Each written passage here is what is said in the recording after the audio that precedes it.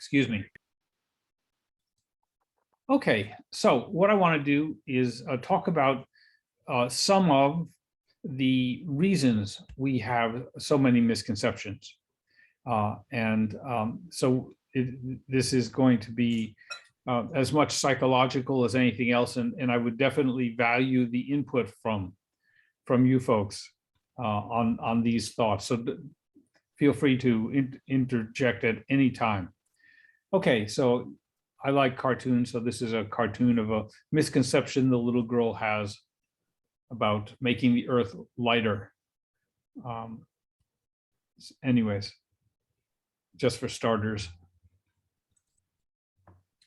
Okay, so one of the misconceptions, for some reason oh, there it is, good. And I'm going to make a list. And so here's one, a media minimalism.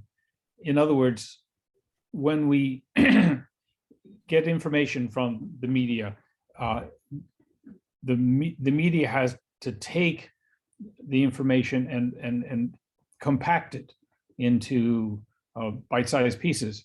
And in the process of doing that, they often share with us misinformation that generates misconceptions. So here's an example of one where it says smartphones make us stupid and Googling information makes us mentally lazy, a study complains. Well, what the media didn't get right was that the study showed that there is a correlation between being lazy and using Google, but there's no causation, no cause and effect. And so that is fundamentally, because there's no causation, they can't say that the smartphones are making us stupid. It just may happen that lazier people are using them more often. So that's an example of how the media gets it wrong or shares it wrong with us. Okay, another thing is science fiction. There's so much in science fiction that we see and come to believe, like traveling faster than the speed of light, things like that. But a lot of it, the science fiction, will never be science. It just can't, it is inconsistent with our understanding of the natural laws. So there's another source of our misconceptions. Another thing is a factual misinformation, and fake news is an example of this. So I'm not going to give examples of fake news. That's sort of obvious enough, but I'm going to give you some examples of where you would trust a source and it would lead you down the wrong alley. So, for example, this is a book I found in 1989, Addison Wesley, third grade textbook. Okay, and it said there are 3 different types of force: gravity, friction, and magnetism. Well, it turns out there are 4 kinds of force, and friction is not one of them. Another example here, Jupiter is made mostly of frozen gases. There's no such thing as a frozen gas. That would be a solid or a snow or flakes. And furthermore, Jupiter has no frozen anything. And a third example is Saturn has 17 moons, which was back in the day, that was a reasonable number. And Titan is almost as big as Mercury, the planet. And here's a picture I put in that shows you Ganymede. Titan is the moon they're talking about, and Mercury. Mercury is smaller than these moons. So the information that the kids were getting was wrong. I might add parenthetically, and I can't use any names, but I was asked to review the science content for an organization that was preparing grade school science online. And I found over 500 science mistakes throughout the range. And they changed them all. I'm sorry? In one book or in? No, this was online source. So this was going to be online, education for grade school kids, is sort of all I can say. And as I said, there were over 500 science errors throughout the entire range of their presentation. I'm happy to say that they paid well for the review, so it was time well spent. And I'm glad I did. I hope it really made a difference. Okay, here's just another quick one. In calculus, the calculus text, 1999. I'll just read it real quick. The equation for free fall at the surface of Jupiter is this equation with t in seconds. Assume that a rock is dropped from the top of a 500-meter cliff. Find the speed of the rock in 2 seconds after it falls. Well, the problem is, and this is how it creates misconceptions, Jupiter does not have any cliffs. It does not have any surface. It does not have any hard, continents like we do at all. So this creates the impression that Jupiter does, it doesn't. And that's an example of how misconception gets propagated. All right, let me pull up the next one. Mythical concepts like magic and the supernatural, and also luck. We often believe in these things, and they sometimes affect our life, like gambling, for example, or choosing to do something based on, well, maybe I'll get lucky. Well, good luck with that.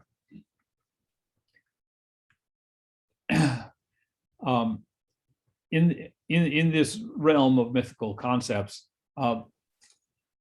from childhood, almost everybody had, when we were children, thought that our thoughts could affect the outside world. And that is something that sometimes doesn't go away as quickly as it really should. Astrology, I would accept that, a lot of people read astrology, and sometimes if you choose to accept what it says, you have to suspend your disbelief in the natural laws, because astrology does not come from the realm of natural laws. Magic and other aspects of this supernatural and luck, and related to what I was saying earlier about things that we develop from childhood and move on. And as I say, luck is one of those things that we hope for, and no argument, we hope for luck, but whether or not there is something out there that is manipulating the environment so that we will or will not be lucky, assuming that is dangerous. And finally, for this example, theology requires us to accept things on faith.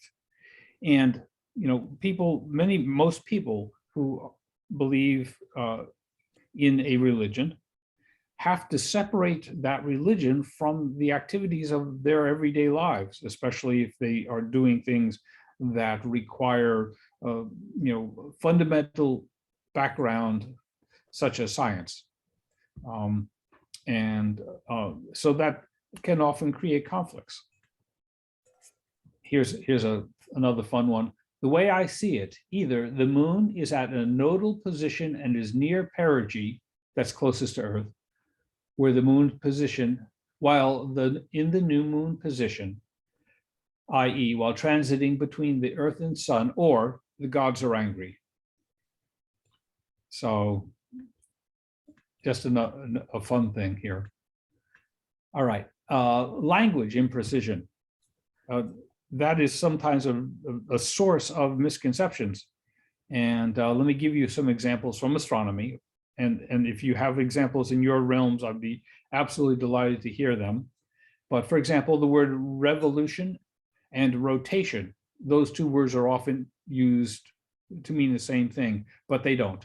In science, a revolution is when one object orbits around another, and rotation is when an object spins on an axis running through it.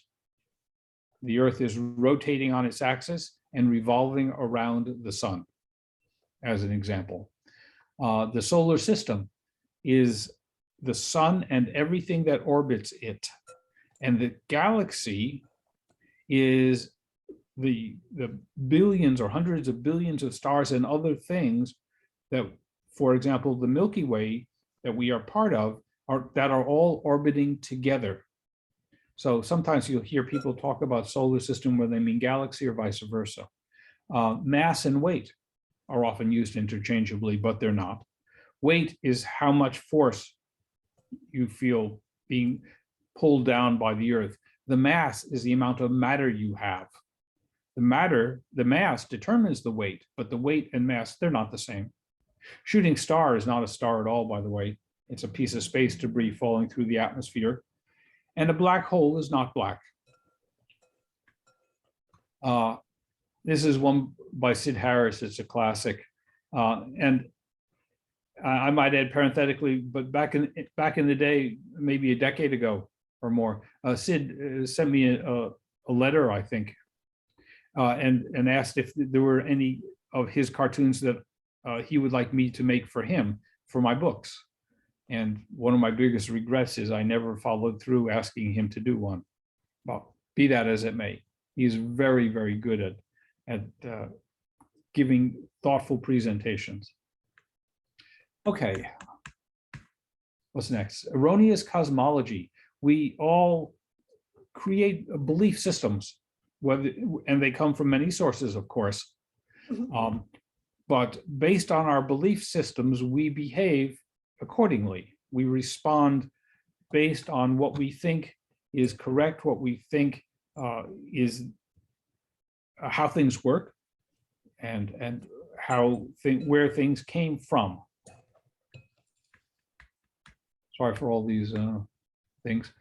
An incomplete understanding of science and scientists. Okay, if I was to ask you what a scientist does, you would say that they create, perhaps you would say they create new things.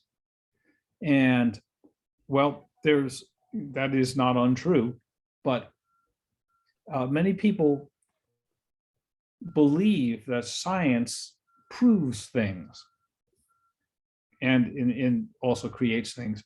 Science proves things, and once they are proven, they are correct. And that's not true. That is not true. Most people think that science proves ideas, where science is often in the business of disproving. So very often in a scientific realm, we're out to show that Newton's law of gravity doesn't work, rather than Newton is correct. And that was done in the context, for example, of Einstein's theory of general relativity, made predictions that said that Newton's law of gravity, which was accepted for centuries, is wrong. And it was shown to be true that it was incorrect. Onward. Incomplete information and incomplete reasoning is often a big cause of misconceptions.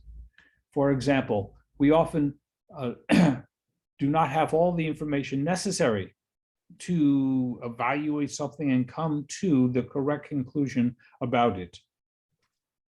We often don't apply all the reasoning. We pick and choose things in whatever realm we're talking about, whether it's psychology or physics. We pick and choose elements of those areas and apply them. But when things require more details, we often don't use them. And specifically, we often stop when we find some solution to a problem that works, we stop. We don't say, well, is this the only solution? That's much harder to do. But it's often extremely valuable, because if we only have one solution and it turns out to be wrong, which often happens in real life, then we don't have something to fall back on, so to speak. So thinking through things, not just to the first answer, can be extremely valuable. And if we don't do that, then we are often left in the lurch, essentially. Okay, come on, we'll go down there again. Misinterpreting sensory observations. which is to say that we rely on our senses for our input from the world, what we hear, what we see, and so on. And I'm not talking about just reading here. I'm saying looking at things. At the night sky, we see a shooting star, and it looks like a star burning up. And that is, we see something, we come to the conclusion that it is a certain thing, and then we go on with our lives. But in fact, sometimes, if not often, we are wrong in the things that we choose to accept as the answers for what we see or what we experience. We misinterpret. And often what we think we detect, we don't. We often filter our sensory information with the expectations we have, with the beliefs we have, with the desires we have, rather than accepting things or taking in all the information, processing it without emotional biases, and coming to more valid conclusions. And another example is animating things. We imagine that the sun wants to shine, or the rock wants to fall. It doesn't. They don't. Those are strictly laws, responses to the laws of nature. And when we anthropomorphize things, giving inanimate objects and non-human animals human emotions, that can be very dangerous in how we respond to them. And sometimes, well, often, if we use animation or anthropomorphizing in our reasoning, we come to invalid conclusions. And also, as I say, unjustified expectations. We would expect things to happen because the tree wants to bloom, but it may not bloom because it's either dead or there's something eating its roots or whatever. But it wants to bloom, and therefore our expectation is that something will happen that won't. All right, let me go down. I'm sorry about these repetitions here. Oh, common sense is a big deal. And by common sense, I'm talking about things like over generalizing situations or events. And conversely, to think that when we experience one thing, that is the only time that's going to happen, because it's so unique to our experience, whereas in fact it may be a very common thing that we just have not happened to experience, but someday will. And if we don't expect it, we may be surprised or disappointed by whatever that event is. We also believe a lot of things that are transient. We believe that they are permanent, and that is a big deal. I mean, even something as obvious as rocks, they last forever. Well, they don't. Rivers run continuously. Well, they don't, and they sometimes even change, the path that they take. So things that often appear to be permanent are not, and we often see patterns where they don't exist. There's a lot of things that go on in lives that are just unconnected, but we see patterns. Oops, let me go back. And what about changing our beliefs? We're very resistant to that. We have our built-in, views of the world and emotions and ideas and background, often built on incorrect information. And whenever we get new information, it is often filtered through the lens of, well, this is what I believe, and therefore what I see means such and such. And that process of filtering information through what we already believe can lead us to conclude incorrect things about the new information. And the last point here is that one of the ways that we can make changes is that when the things that we already believed are inconsistent with the new information. And then, I mean, the first thing that happens in that situation is we try to, massage the new information. But if we cannot, then it is a time where we can plausibly expect our belief system to change. So here's another one of my cartoons. What's the matter with our pumpkins? Nothing. They're just shriveling up. Why? Because they're old. I learned that in science class. All things get mushy and droopy and stinky when they get old. No, they don't. Yes, they do. No, they don't. Whew.